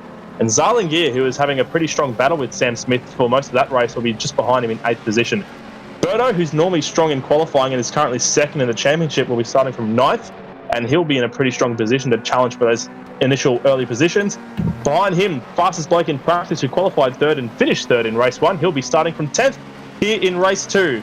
With Brenton Foley, who had a very, very strong finish in 2nd. It's his second in a row. That was very awkward to say. He'll be starting from 11th. With Ziras, our race winner from race 1, behind him in 12th, and Tyrrell, who finished, I think he finished 13th in the first race. He's elected to start from the back of the grid, and he will be starting from plumb last 13th in this race. And we've still got a little bit of time to fill before they start peeling around. Josh Baggs is barely around the final corner. Geez, I've done well there. I've cut it a little bit early. So what are we going to talk about as they grid up? You know, we can reiterate once again, we've both picked Ziras to win, so get very keen to see how he crashes on lap 1. And no antics this time around. Well, it was a goofball antics, but no spinning by anybody on that form-up lap. So everyone taking it a little bit more carefully this time around. Indeed. So we're pretty much all gridded up now. We're just waiting for the lights to start coming on. Tension's starting to build, revs are starting to rise. 1 light, 2 lights, we're away. That was a quick sequence, and Josh Bagsy gets a pretty good start. So does Roadhog, who tries to split the middle between him. They're 3 wide down to the first corner as they stand. There's a little bit of biff and barge between Josh Bagsy and Roadhog, and Greg Turra's almost spun around behind them. One of the bumpers has gone gracefully flying off in the distance there, and it is Netherelmian who has benefited from that and is currently leading. He's trying to get around the outside, but he's going to run wide in that big chicane complex. So now it's side by side between Josh Bagsy and Decimage. They're currently in the battle for 2nd. Look at Ziras. Where did he come from? He's already 4th. I don't believe that. Zarlingir's behind in 5th where he finished the last race. And Decimage is trying his darndest to get by Josh Bagsy, and I reckon he'll be able to do that pretty soon. But Roadhog, as it stands, is leading this race. Yeah, absolutely fantastic start from Roadhog. Good start from Nether as well, but just got a little bit deep into that big chicane. I would love to, if it's not too difficult for our broadcast director to get a onboard of Ziras for those first couple of laps. I would love to know how the hell he wound up in 4th place at the exit of that big chicane complex. His main rival, Berto, is off the track down in 13th place. He's just recovered. So he is he's having the complete opposite fortunes. Meanwhile, Bagsy and Decimage going side by side coming into, I think this is Church. This is the last corner. This is Club Chicane. Decimage comes out on top of that one, so he's up into 2nd place with Bagsy getting bump drafted almost by Ziras as he tries to close the door on Zarlingier, but in so doing, he's left the outside of the door wide open for Ziras, and Ziras and Zarlingier contact through the first corner. Oh my goodness, that nearly went south so quickly. I saw it coming. I saw Zarlingier getting the wobbles on, and I was thinking, oh no, it's about to happen. We've actually gone and done it, haven't we? And now Ziras is side by side with Goofball Antics. He's fallen off that little lead pack early, but he's got plenty of time to play with. He knows he's quick in that car, and he knows he can make his way up to first position. He's just got to bide his time, and that's the strategy he's always told us about the last few races, is just patience in this second race. We're just got an onboard replay now. We're just going to watch the start of this race from Ziras' point of view. And look at Brenton Foley as well. He got a really great start from next to him on the grid. But just the way he cut through the grid there, he's already passed about 3 or 4 cars at this stage. Going around the outside as he sees Tara rotate, just didn't even try to get past those cars. Just sort of happened. The seas parted for Ziras. And that is how he ended up past the entire field by what was actually turn 1. So as we look at him now, he's up in 3rd position, but there's quite a bit of a stretch of road between him and Decimage, who's 1.7 seconds ahead and still over the back of Roadhog, who I think, for the first time in Apex Rear Wing Season 9, is going to lead 2 laps. Yeah, he's often gotten the lead on a reverse grid race, but then it's sort of been ripped away from him in pretty short order. But he's doing quite well to hang on to it here. I think the very twisty nature of the track is benefiting that heavy Audi a little bit more than some of the more top speed centric circuits. Bagsy fell off the track somewhere. That's why Ziras is up into 3rd place rather than 4th. He does have his brother Resist just behind him, looking to keep the pressure on, but Ziras is quickly closing that gap to Decimage up ahead. And Decimage also podiumless, I think, in this season so far. So he would be very keen to hang on to that position. We'll have to wait and see how it continues on. Got a replay here of what happened to Bagsy. So on the outside of Zarlingier, and just, bit of a messy bit of racing there from both of them. Zarlingier just running a bit wide, knocking Bagsy off the track. Luckily, no spins. They both recovered, but that definitely put paid to Bagsy's podium charge. I reckon while we were watching the replay of Ziras' start earlier, Berto has had something happen to him because he's having a shocker. He's missing his rear bumper, and he's currently sitting down in 11th as we're just seeing Ziras trying to get around the outside of Decimage for 2nd position. I reckon he'll get that done. He certainly does. Roadhog is still up ahead as it stands at the moment, with a gap of about 2 seconds over Ziras, but that'll be coming down very, very shortly as he posts the fastest lap, which is the 1:15.875. So Ziras is definitely on the charge. Yeah, Decimage managed to close out. As Ziras goes very deep at the big chicane, it's giving back Decimage all the opportunity he needs to open that door once again and shove his foot through it. He is not able to through the chicane complex, but he's got Resist right behind him, and he's doing quite well up in those podium positions to be hanging on there by his very fingertips. Certainly is, and Ziras is getting pretty slidey in that BMW early on in this race. Hopefully not tearing his tyres up too much. And I just remembered that's what I was going to talk to the drivers about in the last race. The tyres, how well they held on, because that's always important. I keep forgetting to do that. We're just seeing a replay of what happened to Berto. So this is, I think, is the 1st or 2nd lap, and he's just making contact. No, it's not. There's a big pile-up that we missed completely, so I reckon that was lap 2. That's Berto, Greg Tara. I think there's a couple of other drivers involved there that I've missed. Yep, I think that's Greg Tara who was... I think that was we've got 3 wide. Sorry to cut across you for 6th place between Goofball Antics, Brenton Foley, and Sam Smith. This is one hell of a battle as they come out of the last corner and down the start-finish straight. We're just still watching here Decimage trying to defend grimly against Resist as they shoot on down towards the chicane complex. Resist doing his level best to get up into those podium positions, but unable to do so at the moment. This battle for 5th is getting pretty tasty though, between Brenton Foley, Goofball Antics, Sam Smith, and Zarlingier. They are line astern as they head on down through the chicane complex. Here's a replay of Sam Smith trying to get up the inside of Brenton Foley and Goofball Antics, who both have a little bit of a lock up there through the club chicane. And that brings them to an almost 3 wide state as they go down the main straight with Zarlingier trying to get involved. Sue Smith's in the chat saying, yes, go Sammy, what's happened?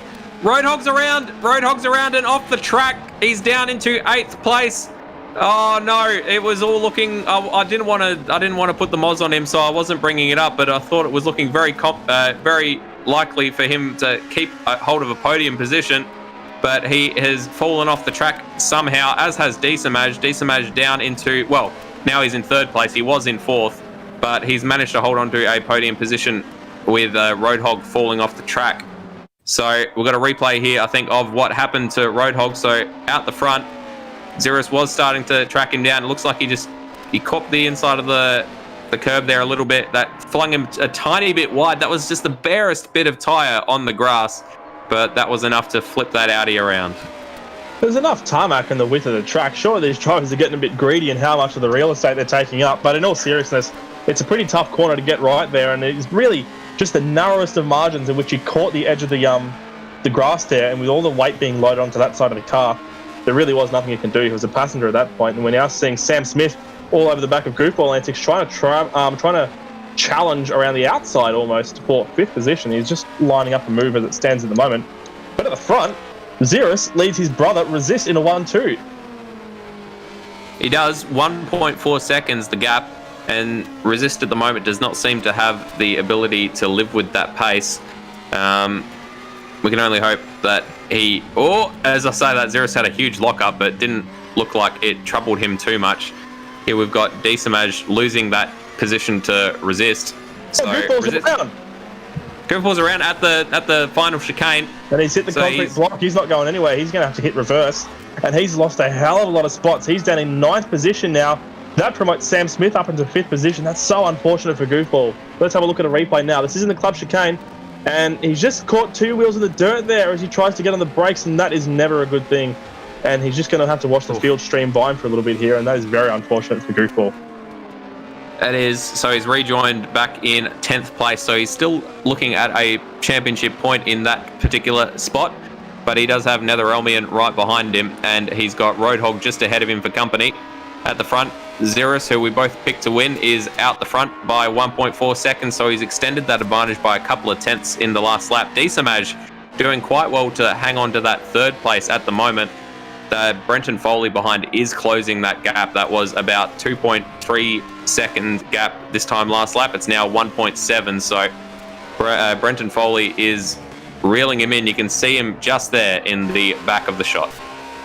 Yeah, as it stands, this will be Desamaj's first podium of this season of Apex Rear Wing. If he can hold on to third place, the closest he's gotten so far was last time out in Alton Park Fosters. In the second race, he was able to finish 4th, so he's just shy of that podium. And now he's in a pretty good spot, that spot being 3rd, in which he can get that first podium that he's been just craving for so long. I do feel for Roadhog. I talked to him a couple of weeks ago about how he's been close to some decent results in the reverse grid races in particular, and he said, I always rock up and always try my hardest. It just doesn't seem to be happening. And so far, it just, again, tonight just does not seem to be happening. He was looking pretty solid for a podium finish, but just a couple of tyres in the grass, and that was all it took. He's now down in 9th place. Desamaj, however, is the new underdog for a podium position. Behind him is Brenton Foley, thinking underdogs are for wimps. I want that podium position. I just saw Brenton Foley get a little bit sideways through Goodwood earlier in the lap there, and that allowed Sam Smith to shorten the gap down to 1.1 seconds. So he's trying his best, Sam Smith is, that is, to catch up to the back of that BMW in front of him, as we're seeing everybody and their dog locking up through the club chicane. So I always get a little bit worried when I see a massive puff of smoke going through there, because I don't know if someone just crashed there. But I think it's just part of the course when you go through that corner, is you have to lock the brakes. Pretty decent recovery from Berto, who's up to 7th place after getting spun out on either the first or second lap. We're not 100% sure, and winding up at the back of the grid with no rear bumper.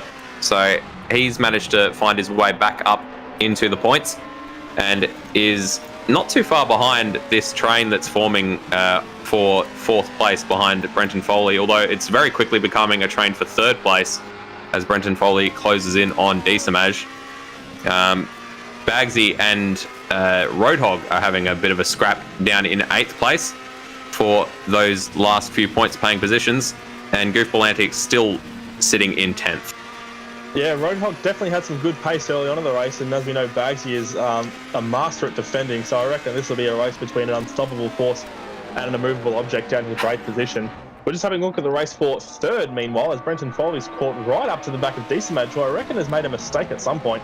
And Brenton Foley in that BMW is going to try his best to try and sneak around. There's not going to be anything he can do at the club chicane, but if he gets a good run out of here, he'll be able to have a look through turn 1 and into the big chicane run as they go through turn 2 as well.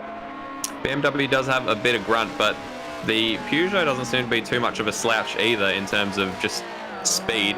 Although, as you can see, Brenton Foley closing up all the way through that chicane, not able to get the job done. He almost made the job, got the job done down the straight to the first couple of corners, or the big chicane complex as we've been calling it, but he had to back right out of it. You can see not so much there, but especially in that the club chicane, the differing cornering styles.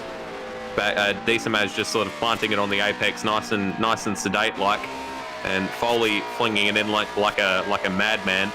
So one you would think would be a lot more detrimental on tyres than the other. Run from the control line up into... Oh, Brenton Foley just dipped a couple of wheels in the dirt. Did he? No, he just used up all the tarmac, all the paint, all his tyres on the back there. That was very, very close. He was actually catching up to Decimage as he was sliding there. He's got a good run. Somehow, he's still got pace, even though he was completely sideways. Is he going to have a look in the club chicane? No, he's not. As they both just get little puffs of blue smoke from the brakes there. Nice clean run through the chicane.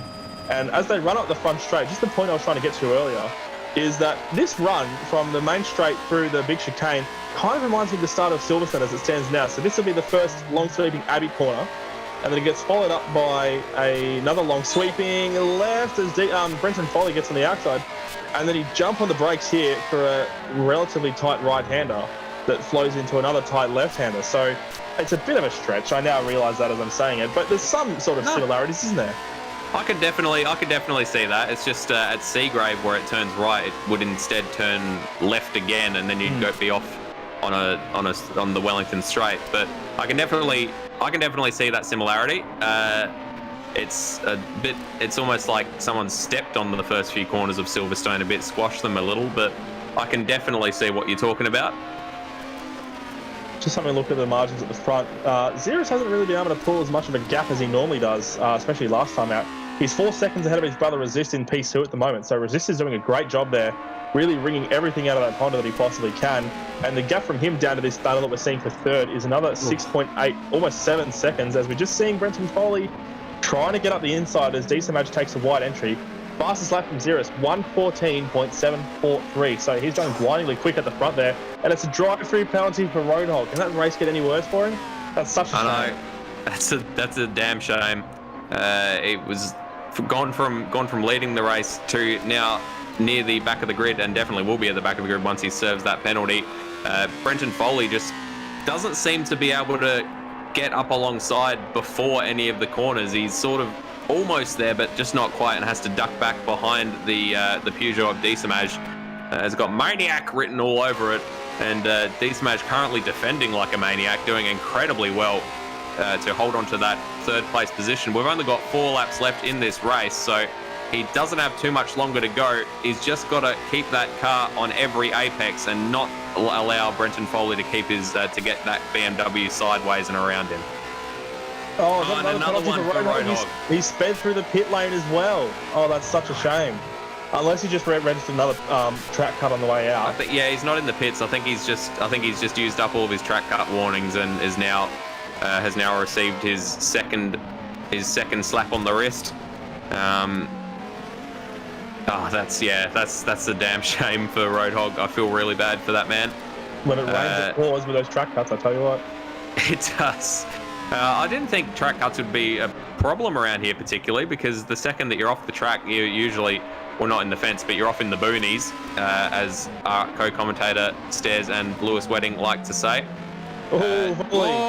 Decimage defending against Brenton Foley, who's just wringing the neck of that BMW, trying to get past him. But Decimage doing very well to keep calm and composed in that Peugeot in third place. Brenton Foley has dropped quite a few car lengths there with that Larry moment in the big chicane. I reckon Decimage has graduated from the Ziras school of not looking in your rearview mirrors, because bloody hell, if you did, you would see this wild animal of a BMW just swarming and sliding all over the back of you there. So he's doing a great job at the moment, and that's another penalty for Roadhog, and that one is definitely for speeding.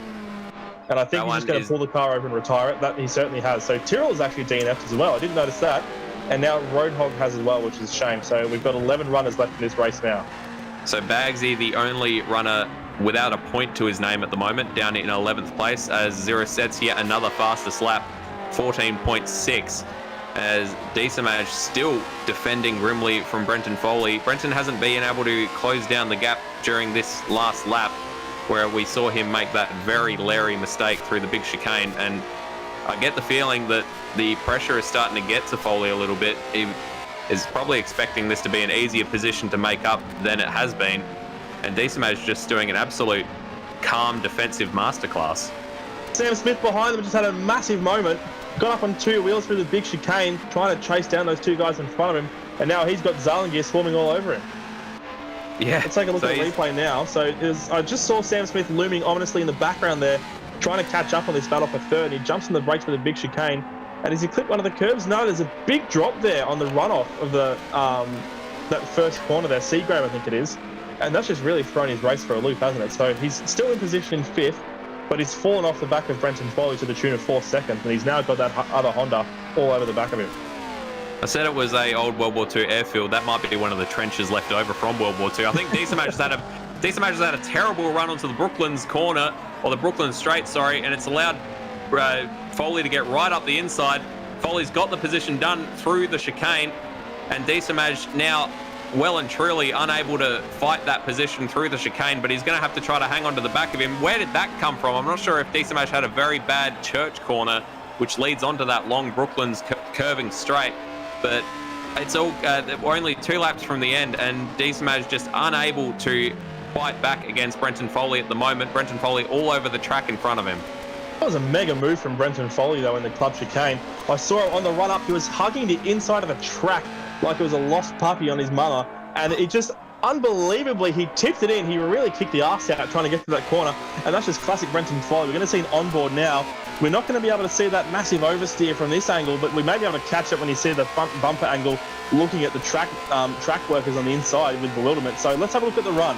So Desamaj, you can see how much slower he is through Brooklands, and Brenton Foley's already lining up a move at this point, and he just makes sure of it, pulls all the way to the inside, jumps on the anchors and just tips it right out. I thought he was going to spin out for sure, but he kept it cool, calm and collected, and that is the Brenton Foley we know and love, up into third position.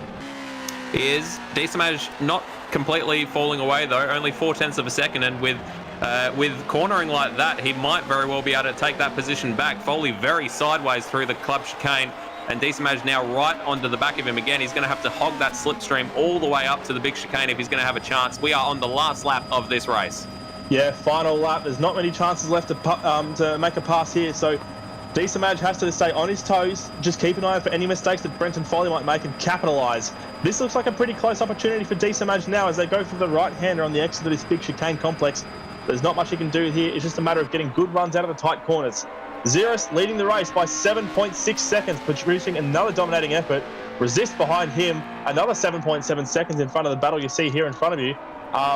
Zalangir behind Sam Smith, the fifth, has fallen off that battle, so Sam Smith is comfortably in P5 at the moment. Berto is up to 6th, so he's recovered quite well from where he was after lap 2 of this race. And we're just going back to this battle. Desamaj is swarming all over the back of Brenton Foley. There's not much he can do here, Madbird, as they go through church. No, I think it's going to have to be down at the club chicane if he's going to have an opportunity. But we've got Ziras coming through the last chicane to cross the line. 7.8 seconds in the end it was, ahead of Resist. Desamaj is having a look down the inside. Oh, he's around! Oh, no! Oh, he had to try there. That was his only opportunity. He might very well, and he has. He's lost 2 more positions as part of the bargain as Sam Smith and Berto slip through. So Foley takes out 3rd on the podium with Sam Smith coming home in 4th place with Desamaj having that last ditch dive, and Berto in 5th, Desamaj ending up in 6th, so he will be very disappointed with that, I'm sure. Zalangir in 7th, Gooflantics is in 8th, and Greg Turra in 9th. They are still yet to finish their laps, but it would have to, something horrible would have to happen for them not to finish in their current positions. And Netherelmian looking like he's going to come home with the final championship point in 10th. Does have Josh Bagsy behind him, but about a 2-second gap. as they're coming into the chicane. So, as I say that, Nether's off at the last corner. He's lost his bonnet. Bagsy comes through at the chicane at the very death, the last corner of the last lap, to take that final points paying position away from Nether. So I'm not sure what happened to Nether there, Matty. Here's me thinking that by getting Ziras to win this race, we'd lifted the commentator's curse, but then he just went and did that, Madbird. So Nether has slapped into the wall at full speed. I think he just got his wheels into the dirt in the braking zone, and when he jumped on the anchors, he just had nowhere to go, and it just sent him spearing straight ahead into that fence, and that's such a shame for Nether. He was really on for that last point there, and there we go. It just shows you that anything can happen at the end of these races. We just saw earlier, of course, with that battle for P3. Absolutely. We are joined now in the box by our podium sitters. So I'll start with the third place man, Brenton Foley. Very nearly weren't talking to you, mate. We were going to be having a good chat with old pal D-Samaj. How did you find that race? That looked like an absolute, it looked like an effort for you to get past him there at the end. I'm absolutely exhausted. The amount of times I was sideways when I didn't want to be. But it was a whole lot of fun at the same time. We were both on the absolute limit of our cars, and I knew we'd have a go, and I really wanted to cover it, but I knew if I covered it, turning with the BMW under brakes, it was not going to end well for me. So I thought I kind of banked on if he was having a go that he might go in a little bit too hot, and he did, and I managed to slide back under. But that was a very fun battle. It looked like it from the broadcast. Just the Peugeot seemed to have just enough legs to keep ahead of the BMW on the fast bits, and in the corners it was a lot more planted. Was the toe much good down Brooklands or down the back straight rather, or were you mainly trying to just wring as much power as you could out of that BMW? I was both. It was a good toe, but like having him in front of me, I could not see my turning point, and therefore I was getting sideways through a fair few corners, and it was just destroying my kind of run anyway. And then the toe would kind of keep me where I was instead of me losing gap because I got sideways. So I was kind of lucky I had the toe at those times. Fair enough. 3 podium finishes now on the trot for yourself. Are you finally getting to grips with this BMW, do you think? I hope so. I've tried to calm, it may not look like it, but I've tried to calm my driving down a little bit, and especially under brakes, I feel a lot more confident, which is helping a lot. Very good. Well, I hope to see you back in the back on the podium again next round at Donington. I'll move on now to podium sitter number 2. Resist, second race in a row on the podium, mate. Very well done, but you just did not have the pace to live with Ziras. No, I do not have that sort of pace. At my very best, I could probably just do it, but one tiny mistake and fall off, and that's it, game over. Whereas he can sort of drive at 90% and keep ahead. But you still managed to slide through the field pretty effectively.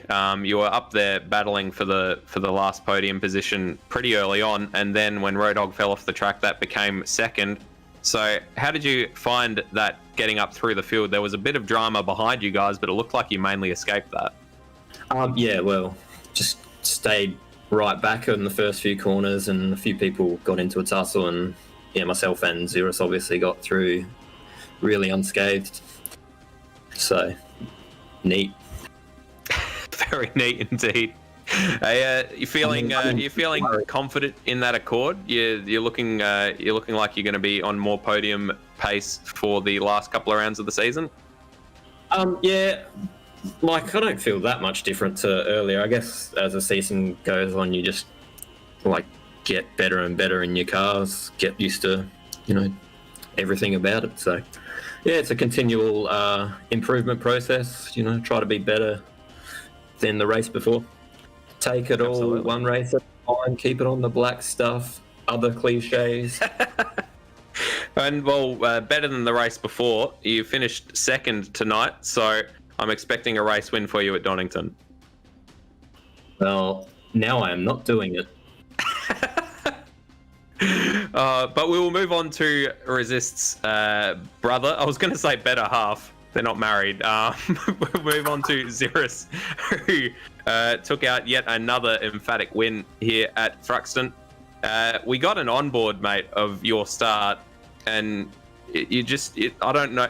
You just had so much more pace, and then there was the bit of a tussle between Berto and Greg Turrer and a few others that allowed you to scoop up a couple more positions. But on those starts, you just seem to have so much more grip. You can place the car wherever you want. How did you find scything up through the field, mate?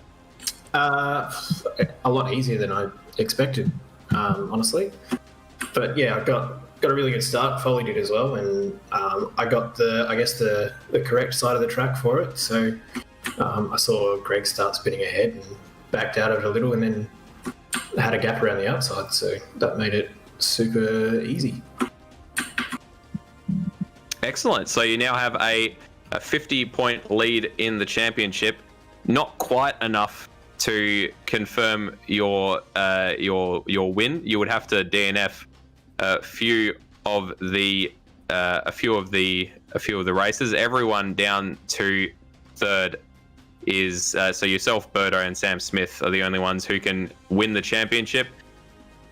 Sam Smith is out. Sorry, we're just hearing. So just yourself or Berto. You're pretty solid that you've got this championship in hand.